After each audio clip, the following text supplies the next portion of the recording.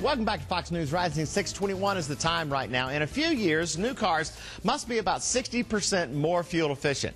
So how are car makers going to put this in place? Our car expert, Erick Wicklund from Town & Country Toyota, did some digging. All right, so how are you guys going to do this?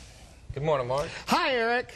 The technology for the gas mileage increase is already out there. It's just that the consumers haven't really been buying into it. Yeah. For the most part, there are some areas that are doing quite well. Right. Like the Toyota Prius. Yeah. It's a hybrid technology. The 2010 gets 50 miles per gallon. Yeah. And then Volkswagen has diesel, and they can get up to 55 miles per gallon. So if you take a look at just the diesel portion, that should get around 25%, and it's clean diesel now. It's not just regular diesel. Can I shift gears on you for a second? I love it when you start talking about the government and and cars. So let's talk a little bit about what do you make of this whole government getting involved with GM?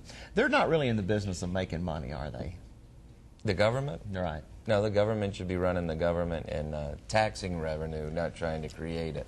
And so you made a very good point earlier this week. I heard you on a radio show talking about that the government is bailing out a bad business, and they're letting go of some pretty good businesses, right? Well, there is a slight controversy, more than a slight controversy. If you take a look at some of the dealers who are closing, they were actually profitable. And the one that was putting them out of business, it was a non-profitable, non-functional business. So the business plan was hurting good dealers, and since I'm a dealer, I know a lot of dealers who were hurt by the decision by the manufacturer. Right. It's a very complicated issue. And so what do you make of the new CEO of GM?